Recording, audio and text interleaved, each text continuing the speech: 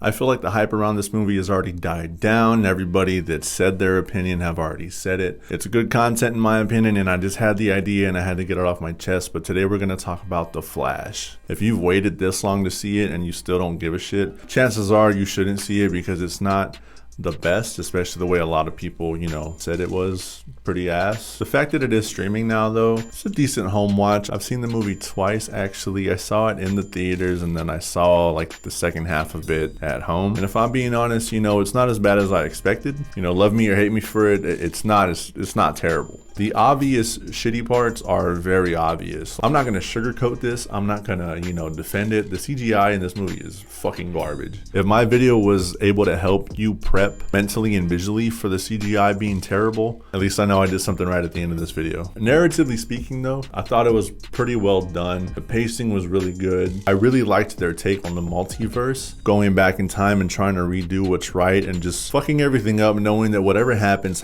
you should not mess with it. I really like that concept. Full disclosure, my review on this movie is just about the movie. It has nothing to do with any of the actors and what they've done. This is strictly about The Flash and just me being a fan of watching superhero movies and just kind of seeing, is DC gonna mess one up? Are they gonna do something right? Visually, I don't know what happened, but somebody dropped the ball. I know there was like rumors and posts saying, oh, the CGI was supposed to be bad, blah, blah, blah. You can't cover that up. You can't cover up a failure that bad. So I'm not a huge comic book nerd or whatever. Like I don't dive deep into comics, but I will say that The Flash is honestly my favorite superhero just because I like the whole Speed Force and manipulating speed and being able to like run so fast and like reverse time. And his whole thing has to do with speed. He doesn't have like crazy superpowers as far as like strength and all that. So relying on his speed and using momentum and everything to get around his enemies is pretty tight. They dove pretty deep into, you change the timeline and all this different stuff happens, rather than a lot of Marvel that have done time travel and stuff. Went into time travel, they saw scenes from, their past and they were kind of in there while the past was happening, but they tried to change something. It didn't really alter the future too much. With this one, it immediately jumps to like, okay, Barry went back in time, he tried to fix this, and then this is his life now. He ends up bumping into other Barry. He doesn't have powers yet, this and this and this. His mom's still alive. In this story, Superman is dead. They try to look for Superman before they find that out. It turns out that it's, Superwoman or whatever. You get some heart-to-heart stuff, which is pretty cool. Going from Ben Affleck to Michael Keaton's pretty cool. There's like an Easter egg at the end. They bring out George Clooney once Barry thinks that everything's back to normal. Redoes his past, but also changes it to where his dad's not arrested for, killing the mom and all that. And something so slight still fucked up the timeline. Just goes to show, like, don't mess with anything. Like, just let it happen. As sad as it is, let it happen. Me personally, I really enjoyed the scene when he meets his mom and he just knows that he has to end things. And it was a pretty touchy spot. They did a good job at the acting and, just making it super sad and everything. But yeah, overall, CGI, it had its really good moments, it had its really bad moments. Honestly, I went into the movie knowing that it was gonna be shit. It somewhat helped. I still was like, damn, this is awful. There's a time in the movie where they kind of pay homage to like the old Superman and the old Flash and all that, and everything's in CGI. And hitting a nostalgic spot, I can see why a lot of people like the movie, but for people, kids or like teenagers, I'm 28, and even with me, like I was like, I know these guys,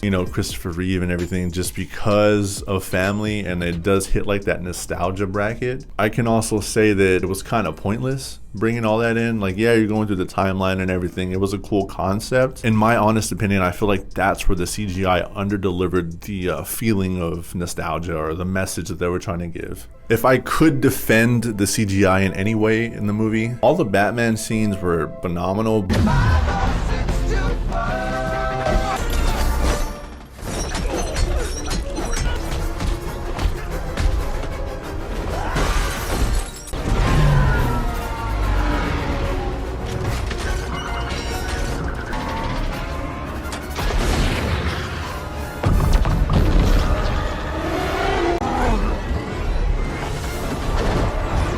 Everything that I've seen DC do with Batman has been pretty cool. On Batman vs Superman, I honestly really enjoyed that one scene in the beginning where they introduce him when like the cops are like in the house and it's super dark or whatever, and Batman's just there making his appearance. I really thought that was cool. I thought the visuals, the angles on there were pretty badass. Same thing for this movie, you know, Batman just kicks ass. Again, I know they're going back in time, so it's not really reused content, but you know, seeing Zod and everything and them fighting and seeing the Flash, you know, figure out how to use his powers better was pretty cool. It just brings me down to my final thoughts on the movie. Where the hell is DC going after this? I've heard that James Gunn is trying to, you know, clean house with all the actors or with most actors and just kind of start from the ground up. So I honestly have no idea where the hell DC is going at this point. You know, with superhero movies, it's kind of like I'll watch them if I give a shit about them, but if not, then I don't care. To this day, I believe that the second Suicide Squad was fucking perfect. What are your thoughts? Have you seen it yet? Are you gonna see it after, you know, my terrible review on it? What are you hoping DC does in the future? What are you hoping James Gunn brings to the table? Let me know in the comments. If you all do enjoy these reviews and you want to see more of them, you know, I'll be here. I'm staying as consistent as possible, and I really enjoy and appreciate the feedback that everybody's been giving me. So please subscribe if you're new, and I'll see you in the next one.